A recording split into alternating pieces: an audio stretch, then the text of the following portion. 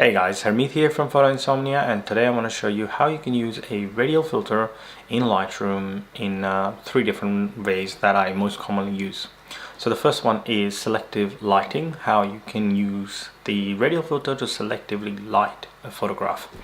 I'm going to show you also how you can use it as a creative vignette. That's the second way. The third way I'm going to show you is how you can use the radial filter to actually isolate a subject and make it the focus of the image.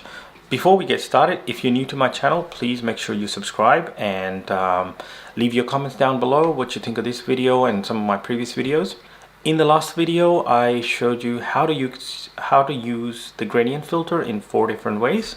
So if you haven't seen that or you're interested, please check it out. I'll put the link up here or in the description down below. So let's get started.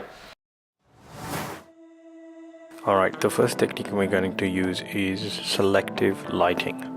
What I mean by that is selectively lighting a certain area of the image using the radial filter.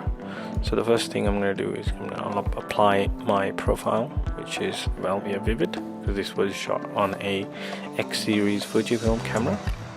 Now what I can see here is because most of the lighting is side lit, the face appears a little bit darker, so hence we're going to use the radial filter and we're going to selectively light this photograph.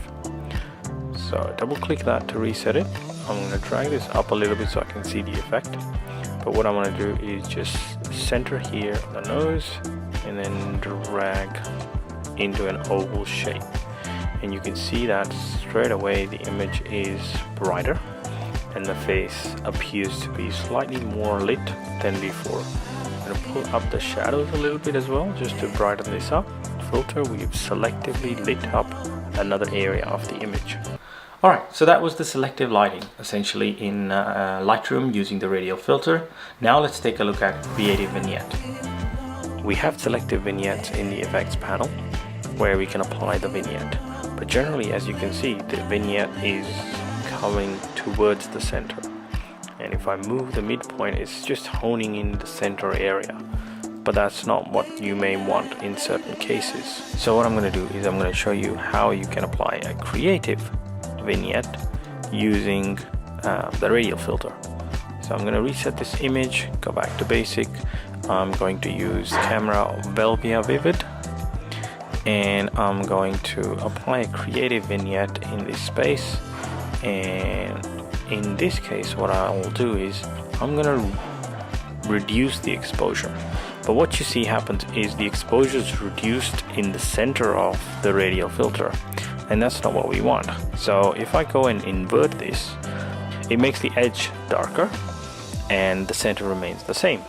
So I'm going to drag this and actually gonna draw the attention to the motorbike and darken the areas around it, so that way I am applying a creative vignette and directing the viewer's attention towards the focus of the image or the main subject of the image, which is the motorbike.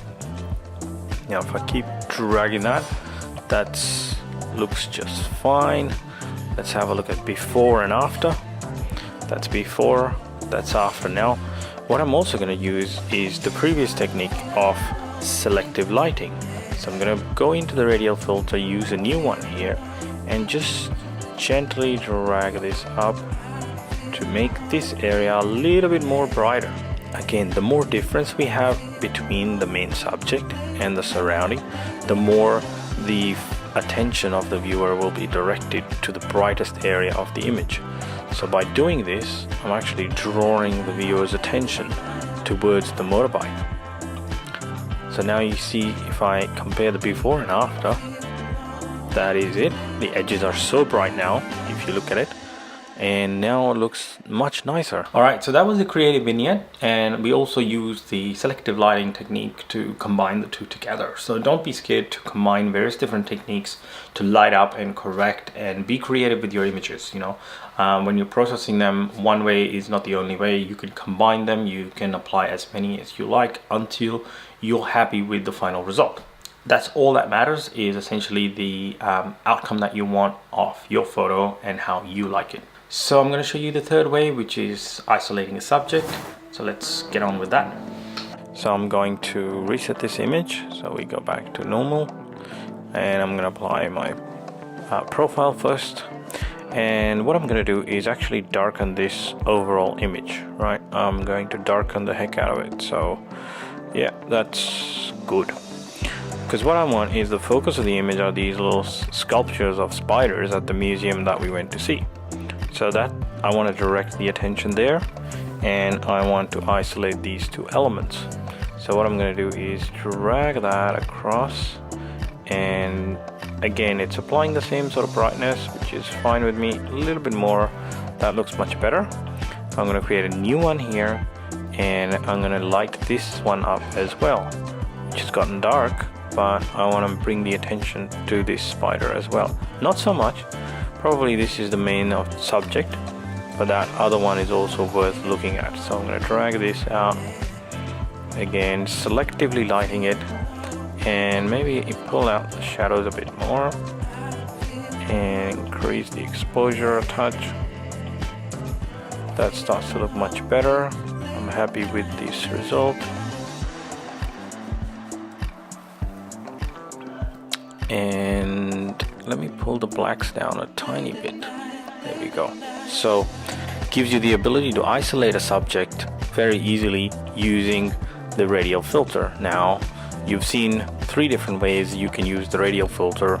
One is to do selective lighting in an image, and you don't have to do it once. You can apply multiple radial filters to light up other areas of the image if you wanted. Here, if I wanted to darken the edges, I could apply another creative vignette, and here again reduce the exposure. Now it's going to be inverted, so it's the outside that's there, and there, by doing this, I'm directing the viewer's attention. So we're combining 2 different uses of this radial filter in this image now.